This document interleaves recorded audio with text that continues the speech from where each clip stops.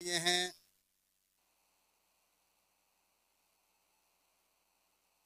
جس کے فضل سے موسم نصیب ہوتے ہیں، اور میں گواہی دیتا ہوں کہ اللہ وحدہ لا شریک کے علاوہ کوئی سچا معبود نہیں، جس نے غنیمتوں کے جمع کرنے کی توفیق دی، اور میں گواہی دیتا ہوں کہ ہمارے سردار و نبی محمد صلی اللہ علیہ وسلم اس کے بندے اور رسول ہیں، جنہوں نے گمراہیوں کے راستوں سے خبردار کیا۔ اللہ تعالیٰ آپ اور آپ کے تمام صحابہ پر، جنہوں نے خیرات اور بھلائیوں کو جمع کیا، ان پر صلاۃ و سلام نازل ہوں۔ حمد و ثنا کے بعد میں تمہیں اور اپنے آپ کو تقوی کی وصیت کرتا ہوں۔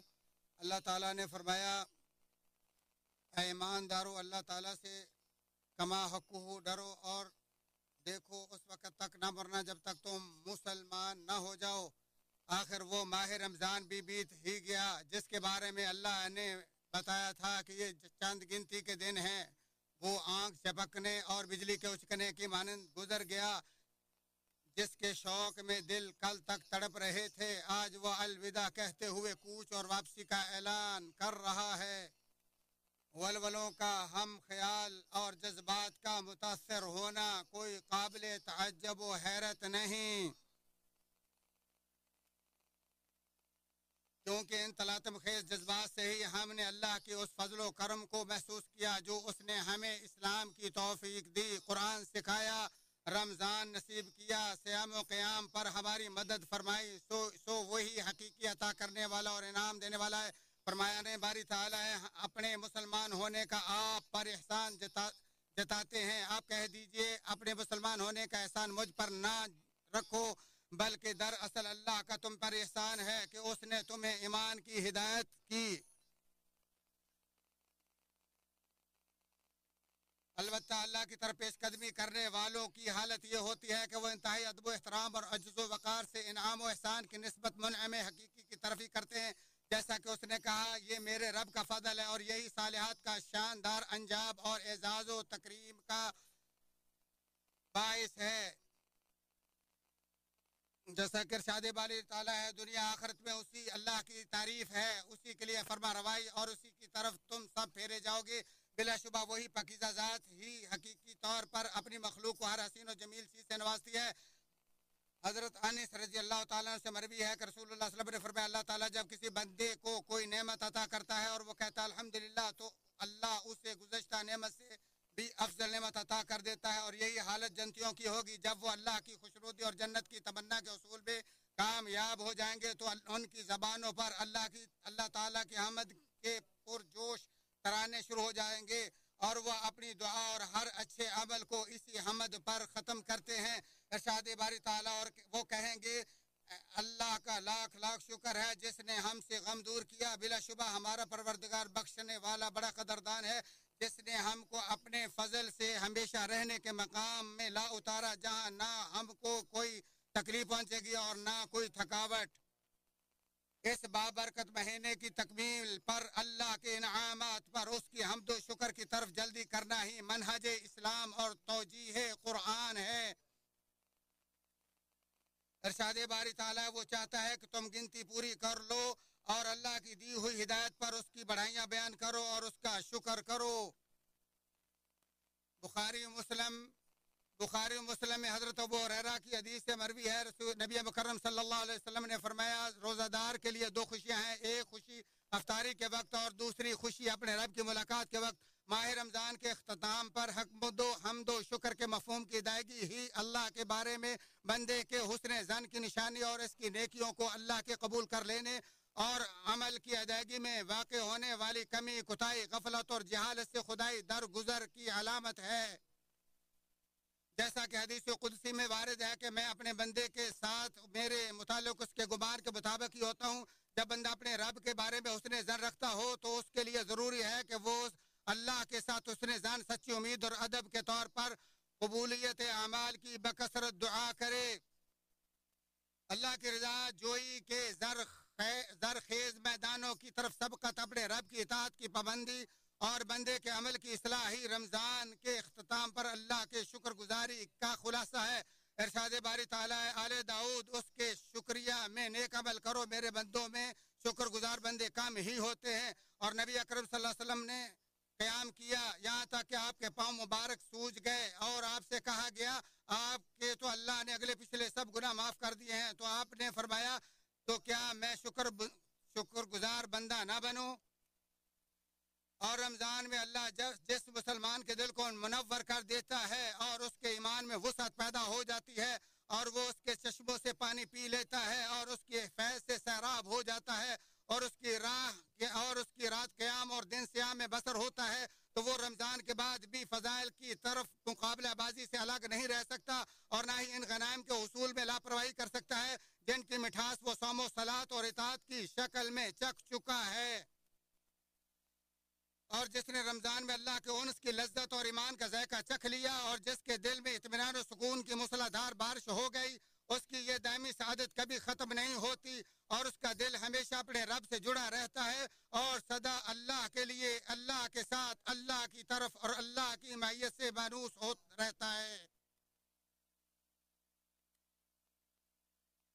اگرچہ رمضان کا سیزن ختم ہو چکا مگر بھلائی کا موسم تو بلا شبہ لگاتار اور رحمان کے فضائل بے شمار ہیں۔ اجر و ثواب اور مقدار میں سب موسم مختلف ہیں۔ ہر دن جب آپ سانس لیتے ہیں تو یہ ایک ایسا موسم اور سنہری موقع شمار کیا جاتا ہے کہ جس کے حصول کے لیے عقل مند جلدی کرتا ہے اور پیش قدمی کرنے والا اپنے رب کے حضور گڑ گڑاتا ہے۔ ارشاد باری تعالیٰ اور سجدہ کرو اور اپنے رب کے قریب ہو جاؤ۔ ہر دن کی صبح تحلیل، تکبیر اور حمد و استغفار لے کھلا میدان ہے اور ہر رات کی تاریکیاں ان قدردان شب بیداروں کے لیے موسم اور سنہری موقع ہیں جن کے پہلو بستروں سے الگ رہتے ہیں اور وہ خوف و طمع سے اپنے رب سے دعائیں مانگتے ہیں۔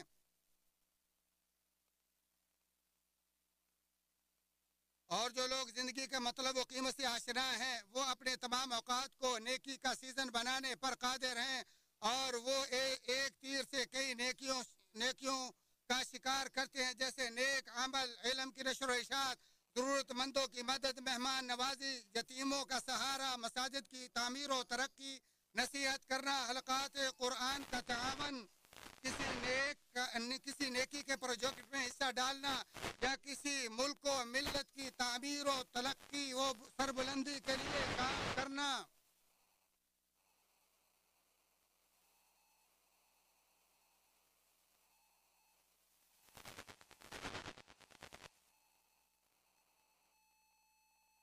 ارشاد باری تعالیٰ ہے اور جو شخص آخرت کے حصول کے ارادے سے بحالت ایمان بھرپور کوشش کرتا ہے یہی وہ لوگ ہیں جن کی کوششوں کی قدر دانی کی جائے گی۔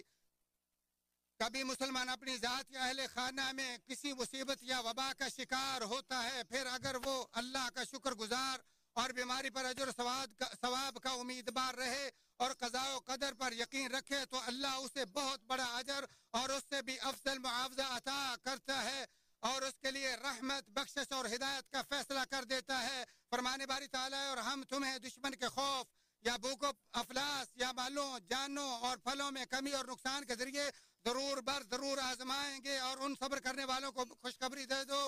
جو کسی مصیبت کے لائق ہونے پر کہہ دیتے ہیں ہم اللہ کی ملکیت ہیں اور اسی کی طرف لوٹنے والے ہیں۔ یہی وہ لوگ ہیں جن پر اللہ ان کے رب کی رحمتیں اور برکتیں برستی ہیں اور یہی لوگ ہدایت یافتہ ہیں۔ یہ اسی وبا کے تناظر میں آتا ہے جس نے متحرک کو جام اور جام کو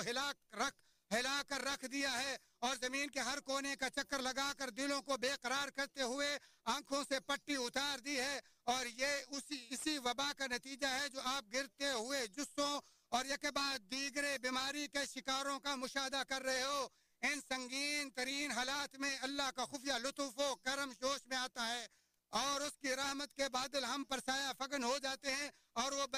بندوں کو تباہ کن وبا اور ملک کو ہلاک کن مرض سے حفاظت فراہم کر دیتا ہے اور امت سے مصیبت کو رفع دفع کر دیتا ہے۔ تو اس وبا کا اثر ملک پر انتہائی معمولی سا ہوتا ہے اور رب کے فضل سے اس کی روک تھام میں کوئی خاصی دشواری نہیں ہوتی۔ اس بہت بڑی خوشادگی و فراخی سے انقریب آنے والی ہماری عید تمام عیدوں سے بڑھ کر خوبصورت اور سب سے زیادہ خوشی و مسرت کی حامل ہوگی۔ چنانچہ اس عید پر نیا لباس، تقوی و صحت، نہایت آرام دہ سواری، امن و امان، سیر و تفریح، وباؤں سے پاکیزہ ہوا میں سانس لینا، خاندان، عزیز و اقارب اور پڑوسیوں کی اجتماع کی خوشی ان کا عافیت سے جینا ہوگا. بھلا ان غنیمتوں سے بڑھ کر بھی کوئی مطالبہ ہو سکتا ہے؟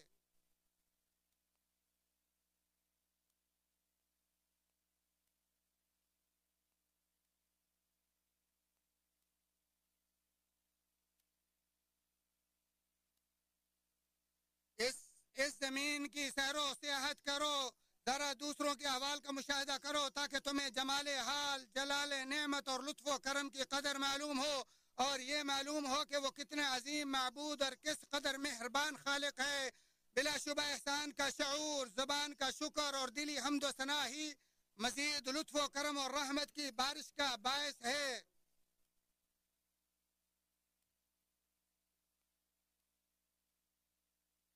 اللہ تعالیٰ فرماتے ہیں اللہ تعالیٰ اپنے بندوں سے بڑا مہربان ہے، اللہ ہی لطیف خبیر ہے. اللہ تعالیٰ میرے اور آپ کے لیے قرآن عظیم کو بابرکت بنائے اور اس کی آیات و ذکر حکیم کا میرے اور آپ کے لیے نفع بخش بنا دے. اسی پر اکتفا کرتے ہوئے اپنے اور تمہارے لیے اللہ سے بخش مانگتا ہوں، آپ بھی اسی سے بخش طلب کرو، وہی بخشنے والا مہربان ہے.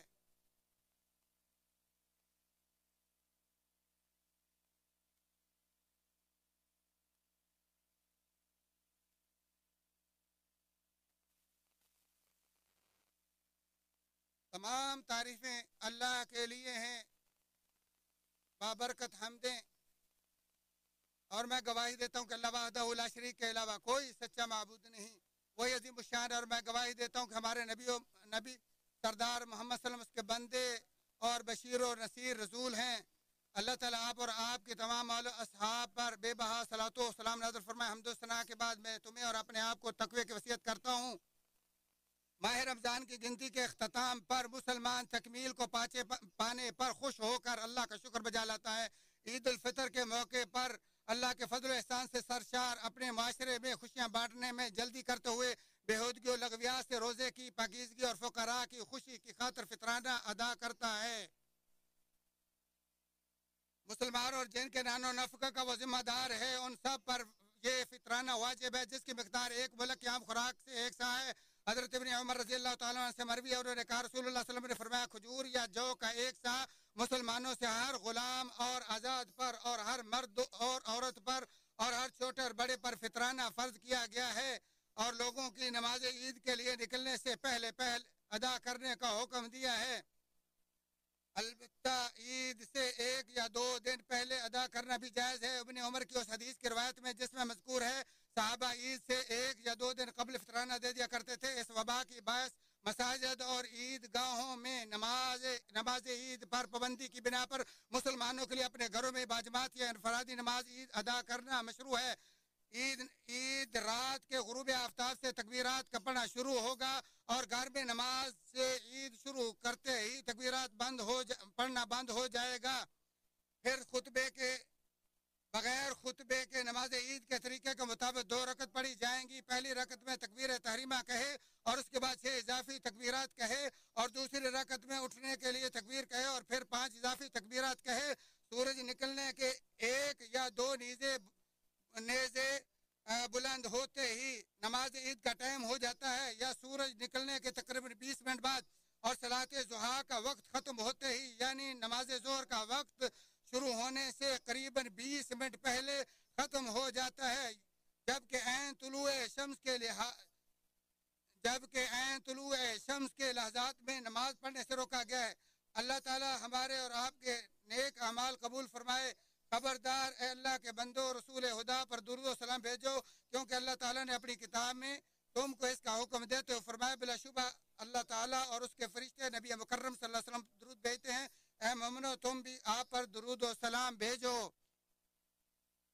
تمام سامعین کرام کی خدمت میں گزارش ہے کہ وہ فضیلت شیخ کی دعا کے ساتھ شریک ہوں اور آمین کہیں.